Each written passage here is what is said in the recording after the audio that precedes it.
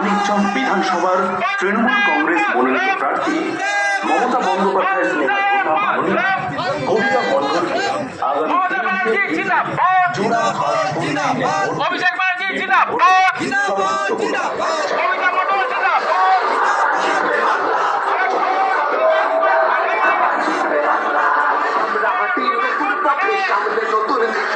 উন্নয়নের ধারা অব্যাহত রাখতে ৪৯ নম্বর মানিকচক বিধানসভার তৃণমূল কংগ্রেস মনোনীত প্রার্থী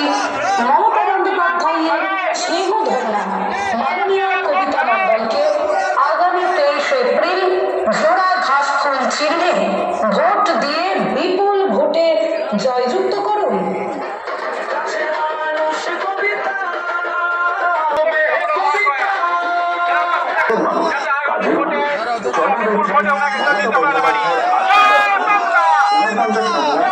বিধানসভার তৃণমূল কংগ্রেস মনোনীত প্রার্থী কবিতা বন্ধনকে আগামী ৩০ এপ্রিল জোড়া ঘাসফুল চিহ্নে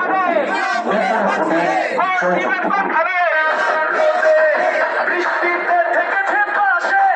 খের দিলে ঘরে ঘরে গিয়ে এই বিশ্বাসে